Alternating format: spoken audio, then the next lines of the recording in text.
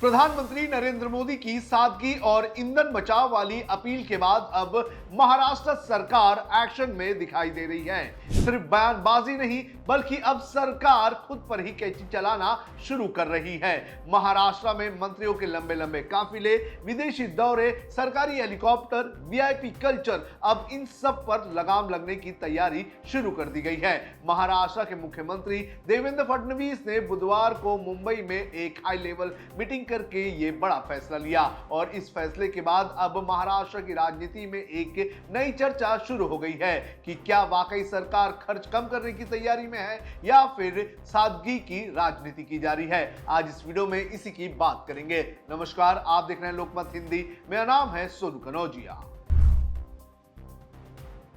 मुख्यमंत्री देवेंद्र फडणवीस ने साफ निर्देश दिए हैं कि मुख्यमंत्री से लेकर सभी मंत्रियों के काफिलों में शामिल गाड़ियों की संख्या तत्काल प्रभाव से आधी की जाएगी। अब तक महाराष्ट्र में वीआईपी कल्चर का हाल ऐसा था कि मंत्रियों के आगे पीछे दर्जनों गाड़ियां दौड़ती हुई दिखाई देती थी। मुख्यमंत्री और डिप्टी सीएम के काफिले में 10 से 15 गाड़ियां आम बात थी, जबकि मंत्रियों के साथ भी 5 से 7 गाड़ियों का तामाझामा हुआ करता था। लेकिन अब सरकार दावा कर रही है कि इस पूरी व्यवस्था में कटौती होगी। राज्य से बाहर होने वाले दौरों की भी सीमा तय की जाएगी और ज्यादा गाड़ियां उसमें शामिल नहीं की जाएगी और अगर नियम तोड़ा तो उसकी सीधे जिम्मेदारी पुलिस और एसपी पर होगी। आपको बता दें कि आज ही मुख्यमंत्री देवेंद्र फडणवीस ने इस पर अमल करते हुए खुद वो बाइक पर विधान भवन पहुंचे हैं। विदेशी दौरों पर ब्रेक। सरकार ने सिर्फ काफिलों पर ही नहीं बल्कि मंत्रियों और अधिकारियों के विदेश दौरे पर भी फिलहाल रोक लगाने का फैसला लिया है। यानी अब हर सरकारी विदेश यात्रा को जरूरी साबित करना होगा। इतना ही नहीं, सरकारी हेलीकॉप्टर और चार्टर्ड विमानों के इस्तेमाल पर भी लगाम लगाने की तैयारी है। मुख्यमंत्री ने साफ कहा है कि जब तक बेहद जरूरी ना हो तब तक रेगुलर फ्लाइट्स का इस्तेमाल किया जाए। यानी अब सरकारी खर्च पर वीआईपी उड़ानों के दौरे सीमित किए जाएंगे। अब मंत्री भी करेंगे मेट्रो और ट्रेन से सफर। महाराष्ट्र सरकार ने अब मंत्रियों और अधिकारियों को पब्लिक ट्रांसपोर्ट इस्तेमाल करने की सलाह भी दी है।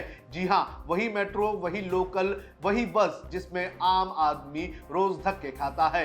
अब सरकार चाहती है कि मंत्री और बड़े अधिकारी भी उसका इस्तेमाल करें। पहले चरण में हफ्ते में कम से कम एक दिन पब्लिक ट्रांसपोर्ट का इस्तेमाल करने के प्रयोग से शुरू किया जाएगा। साथ ही वीडियो कॉन्फ्रेंसिंग के जरिए मीटिंग पर भी जोर दिया गया है ताकि अधिकारियों को बार बार मुंबई ना बुलाना पड़े। सरकारी गाड़ियों की होगी जांच। मुख्यमंत्री ने मुख्य सचिव राजेश अग्रवाल को निर्देश दिया है कि राज्य के सभी सरकारी वाहनों का पूरा ब्यौरा तैयार किया जाए। कितनी गाड़ियां इलेक्ट्रिक है, कितनी पेट्रोल डीजल से चलती है, किस विभाग के पास कितनी गाड़ियां हैं, अब इसका पूरा हिसाब सरकार तैयार करेगी। यानी आने वाले समय में सरकारी विभागों की गाड़ियों पर भी बड़ी कार्रवाई हो सकती है। एकनाथ शिंदे ने बदली अपनी गाड़ी। जहां एक तरफ मुख्यमंत्री ने यह आदेश दिए हैं तो वहीं डिप्टी सीएम एकनाथ शिंदे ने खुद इलेक्ट्रिक वाहन का इस्तेमाल शुरू कर दिया है। बताया जा रहा है कि पहले उनके काफिले में 15 से 17 गाड़ियां शामिल रहती थी, लेकिन अब उनकी संख्या घटाकर करीब 7 कर दी गई है। वहीं पीडब्ल्यूडी मंत्री शिवेंद्र राजे भोसले ने भी दावा किया है कि वो पहले से हाइब्रिड कार इस्तेमाल कर रहे हैं और अब उनके काफिले में सिर्फ 2 ही गाड़ियां रहेगी। सरकार की कितनी होगी बचत, ये भी आपको बता देते हैं।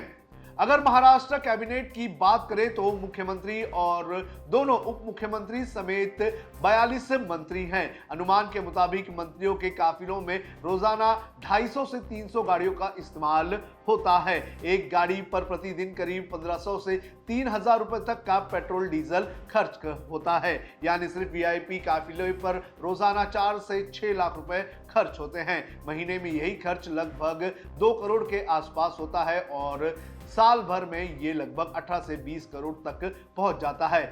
और अब अगर सरकार के दावे के मुताबिक काफिले आधे होते हैं और इलेक्ट्रिक वाहनों का इस्तेमाल बढ़ता है तो सालाना 8 से 9 करोड़ रुपए की बचत हो सकती है। लेकिन इस पूरे फैसले के बाद अब सबसे बड़ा सवाल यही उठ रहा है कि क्या ये फैसले लंबे समय तक जमीन पर टिक पाएंगे? क्या सच में नेता वीआईपी कल्चर छोड़ पाएंगे? क्या मंत्री वाकई मेट्रो और पब्लिक ट्रांसपोर्ट से सफर करेंगे? क्या सरकारी हेलीकॉप्टरों का इस्तेमाल कम होगा या फिर कुछ दिन बाद सब कुछ पहले ही जैसा हो जाएगा? फिलहाल इतना जरूर है कि पीएम मोदी की अपील के बाद महाराष्ट्र सरकार ने कम से कम शुरुआत तो कर दी है और अब पूरे देश की नजर इस पर टिकी हुई है कि यह आगे किस तरह से काम करता है।